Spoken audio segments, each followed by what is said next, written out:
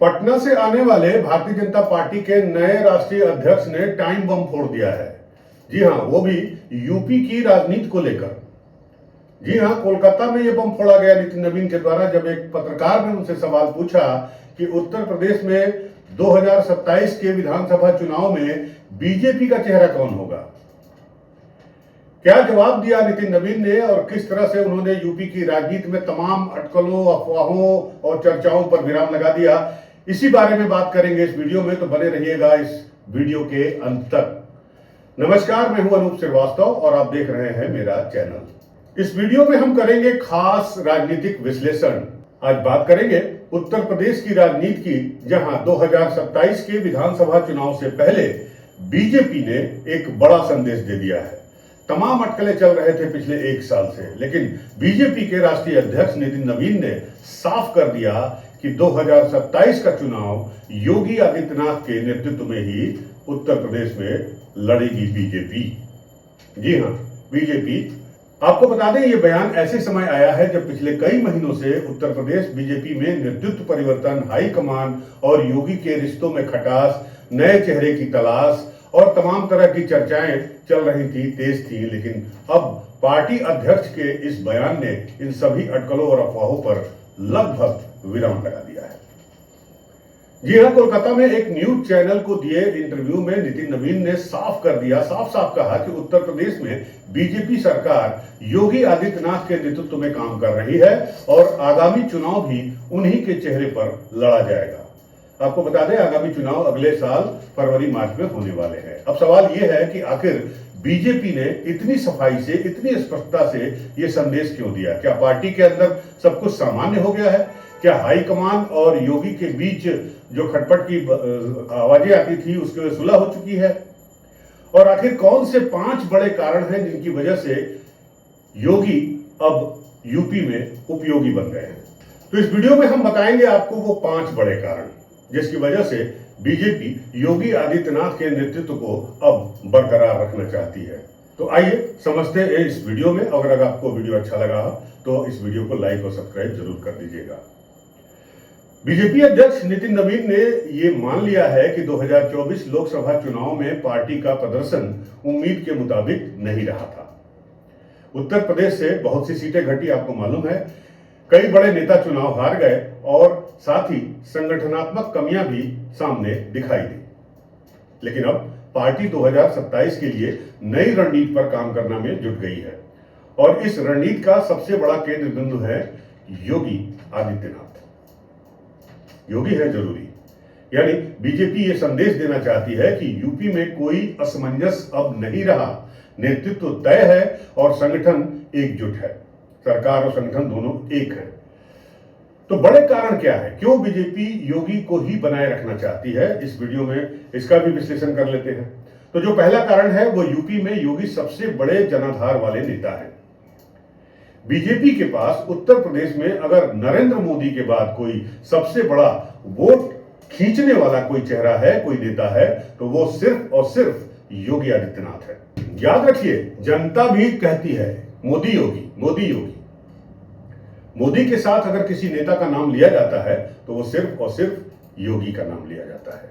मोदी और योगी की सरकार। जाहिर है, योगी सिर्फ मुख्यमंत्री नहीं बल्कि एक मजबूत जन नेता के रूप में भी अब स्थापित हो चुके हैं। पिछले अगर 10 सालों की बात करें, 11 सालों की बात करें तो पूर्वांचल से लेकर पश्चिमी उत्तर प्रदेश तक उनकी सीधी और साफ पहचान है। युवा, महिला, हिंदुत्व समर्थक, शहरी वोटर वर्ग में उनकी पकड़ अब दिनों दिन मजबूत होती जा रही है या मजबूत मानी जा रही है। बीजेपी जानती है कि अगर 2027 में चेहरा बदलने का प्रयोग किया गया तो इसका उल्टा असर भी हो सकता है, बैकफायर हो सकता है। इसलिए पार्टी जोखिम लेने के मूड में कतई दिखाई नहीं दे रही है। यह तो पहला कारण था। दूसरा जो सबसे बड़ा कारण जो मुझे भी लगता है वो ये है कि कानून व्यवस्था। कानून व्यवस्था की जो इमेज है वो बीजेपी का यूपी ही नहीं पूरे देश में एक सबसे बड़ा चुनावी हथियार है और योगी सरकार की सबसे बड़ी राजनीतिक ताकत है कानून व्यवस्था, उत्तर प्रदेश की वर्तमान कानून व्यवस्था। और बीजेपी लगातार ये नैरेटिव बनाती रही है कि पहले यूपी अपराध, माफिया, रंगदारी और दंगों से परेशान था, लेकिन अब स्थिति बदल चुकी है। यूपी में सब चंगा है, न कर्फ्यू है न दंगा है। साथ ही बुलडोजर की कार्रवाई, माफियाओं पर सख्ती, महिला सुरक्षा, पुलिस कार्रवाई, ये सभी मुद्दे बीजेपी के कोर वोटर को बेहद पसंद आ रहे हैं और पसंद आए भी हैं। और अगर नेतृत्व बदलता है तो ये पूरा नैरेटिव कमजोर पड़ जाएगा बीजेपी का। इसलिए पार्टी योगी मॉडल को आगे भी जारी रखना चाहती है। यूपी में आप देख सकते हैं, शहरों में चाहे छोटे छोटे कस्बों में भी अब रात को 8 बजे 9 बजे 10 बजे तक भी महिलाएं अकेले सड़क पर घूम रही हैं। और ये बहुत बड़ी बात है। आज से 10 साल पहले 15 साल पहले ये स्थिति कम से कम उत्तर प्रदेश में नहीं थी। मैं भी पिछले 25 सालों से पत्रकारिता के क्षेत्र में हूं और मैंने हर सरकार देखी है। इसीलिए बीजेपी इस योगी मॉडल को बनाए रखना चाहती है। तीसरा जो कारण है वो 2024 के झटके के बाद अब बीजेपी को स्थिरता चाहिए प्रदेश में। 2024 लोकसभा चुनाव में यूपी में बीजेपी को बड़ा झटका लगा था और कई सीटों पर नुकसान हुआ। विपक्ष ने सामाजिक समीकरणों, संविधान के नैरेटिव से बीजेपी को चुनौती दी, उसमें सफल भी हुए। ऐसे समय में पार्टी नेतृत्व बदलकर नया संकट नहीं खड़ा करना चाहती, पहली बात।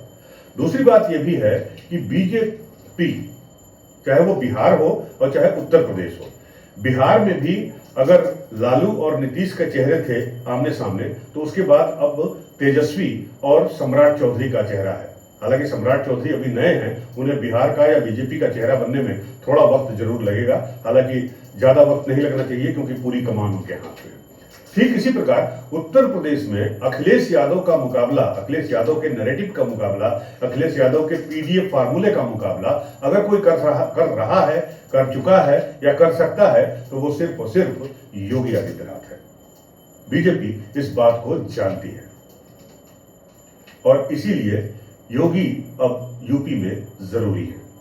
अब यह भी कहा जा रहा है कि हाईकमान और योगी आदित्यनाथ के बीच संतुलन भी बन चुका है। काफी समय से यह चर्चा थी, आपको मालूम है कि दिल्ली हाईकमान और लखनऊ के नेतृत्व के बीच सब कुछ सहज नहीं है। टिकट बंटवारा हो, संगठन में चुनाव हो, ब्यूरोक्रेसी हो और तमाम जो है राजनीतिक फैसले हो, उसमें मतभेदों की बात लगातार सामने आती रही। साथ ही साथ जो योगी के दो सिपहसालार हैं, डिप्टी सीएम हैं ब्रजेश पाठक हों तो और केशव प्रसाद मौर्य हों तो, उनके बीच भी सब कुछ ठीक नहीं दिखाई देता था और ऐसा लगता था कि इनके बीच में कोई दीवार खड़ी है।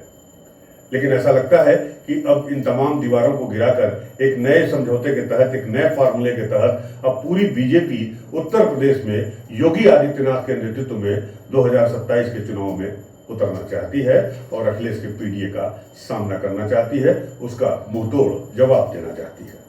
तो जो मतभेद थे वो सुलझ चुके हैं और नितिन नवीन के बयान से यह भी संकेत मिलता है कि दोनों पक्षों में अब तालमेल बन चुका है।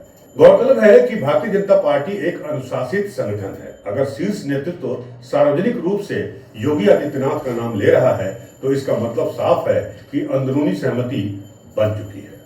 यानी अब 2027 तक जो ठोस राजनीतिक समझौता है और तालमेल है वो आपको दिखाई देगा। चलिए, आखिरी कारण जो है वो भी काफी इंपॉर्टेंट है और वो है कि अपोजिशन के सामने अगर कोई चेहरा है, मजबूत चेहरा है, तो वो सिर्फ और सिर्फ योगी आदित्यनाथ है। गौरतलब है कि 2027 का जब चुनाव होगा, चुनावी रण शुरू होगा, तो बीजेपी के सामने समाजवादी पार्टी, कांग्रेस और दूसरे दल जो गठबंधन की कोशिश करेंगे वो उनके सामने होंगे। जाति समीकरण, आरक्षण, बेरोजगारी, किसानों के मुद्दे, बिजली की समस्या और तमाम चीजें जो हैं वो विपक्ष उठाने से नहीं चुकेगा और ऐसे में बीजेपी को एक ऐसा चेहरा चाहिए जो विपक्ष के नैरेटिव को काट सके और ये काम योगी आदित्यनाथ के अलावा कोई नहीं कर सकता। योगी आदित्यनाथ आक्रामक प्रचारक हैं, तेज भाषण शैली जो उनकी है और चुनावी मुकाबले में वो सीधे अपने दुश्मन पर वार करते हैं। बीजेपी मानती है कि विपक्ष के सामने सबसे मजबूत जवाब अगर कोई है तो वो योगी ही है। तो क्या इसके साथ ही खत्म हो गई उत्तर प्रदेश में नेतृत्व परिवर्तन की चर्चा? तो लगता है फिलहाल तो हाँ, क्योंकि जब राष्ट्रीय अध्यक्ष सार्वजनिक मंच से कह दे कि 2027 में योगी ही चेहरा होंगे तो इसके राजनीतिक मायने बहुत दूर तक जाते हैं, इसका महत्व बहुत बड़ा होता है और नितिन नवीन केवल अपने बूते पर यह बयान नहीं दे सकते। इससे 3 मैसेज भी गए हैं, 3 संदेश गए हैं कि यूपी बीजेपी में नेतृत्व जो है अब वो तय है और संगठन में अगर इसको लेकर कोई भ्रम है तो वो खत्म हो गया है और कार्यकर्ताओं को अभी से चुनावी मोड में लाने का काम भी शुरू हो गया। कोई इफ बट नहीं। और 2027 के लिए बीजेपी की रणनीति अब क्या हो सकती है? बीजेपी 3 मोर्चों पर काम करेगी। संगठन को बूथ स्तर तक मजबूत करना, जैसा कि बंगाल में किया गया, बिहार में किया गया, और 2024 में जो सीटें बीजेपी हारी है उन कमजोर सीटों पर बीजेपी अपना पूरा फोकस करेगी। मोदी योगी डबल इंजन का जो मॉडल है वो फिर से अब मतदाताओं के सामने पेश किया जाएगा, उपलब्धियां पेश की जाएगी, उत्तर प्रदेश के विकास की तस्वीर सामने रखी जाएगी। यानी केंद्र में मोदी और राज्य में योगी, इसी फार्मूले पर चुनाव लड़ने की तैयारी दिख रही है। जाहिर है विपक्ष के सामने अब बड़ी चुनौती है कि अगर बीजेपी योगी के चेहरे पर चुनाव लड़ती है तो विपक्ष को सिर्फ सरकार विरोधी माहौल नहीं बल्कि योगी की व्यक्तिगत लोकप्रियता जो है उनकी, उससे भी लड़ना होगा, उससे भी पार पाना होगा।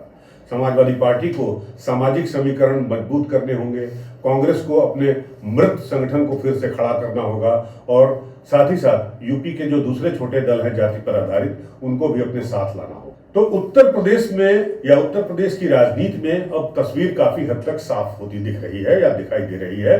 बीजेपी ने यह संकेत दे दिया है कि 2027 में बदलाव नहीं, निरंतरता पर भरोसा किया जाएगा, रेगुलरिटी पर, कंटिन्यूटी पर। योगी आदित्यनाथ सिर्फ मुख्यमंत्री नहीं बल्कि बीजेपी की यूपी रणनीति का अब केंद्र भी बने रहेंगे। और साथ ही यह भी कहा जा रहा है कि अब वो केंद्र में नहीं जाएंगे, यूपी में ही रहेंगे। तो यूपी में योगी और दिल्ली में मोदी, देखना होगा कि क्या ये दांव बीजेपी को लगातार तीसरी बार सत्ता में वापस लाता है यूपी में, या विपक्ष कोई नया समीकरण, नया नैरेटिव खड़ा करके मुकाबला पलट देगा। बड़ा ही इंटरेस्टिंग है अब यूपी की राजनीति। तो आपको क्या लगता है कि 2027 में योगी ही बीजेपी की सबसे बड़ी ताकत होंगे या विपक्ष कोई बड़ा उलटफेर करने में सक्षम हो सकता है? तो कमेंट बॉक्स में जाइए, कमेंट करके हमें जरूर बताइए, हम इसका जवाब भी आपको देंगे। और अगर आपको ये वीडियो अच्छा लगा हो तो हमारे इस वीडियो को लाइक करिए, शेयर करिए और चैनल को सब्सक्राइब करना बिल्कुल मत भूलिएगा, खासकर अगर आप इस चैनल पे नए हैं तो मिलते हैं एक अगले विश्लेषण के साथ अगले वीडियो में। तब तक के लिए नमस्कार, जय हिंद।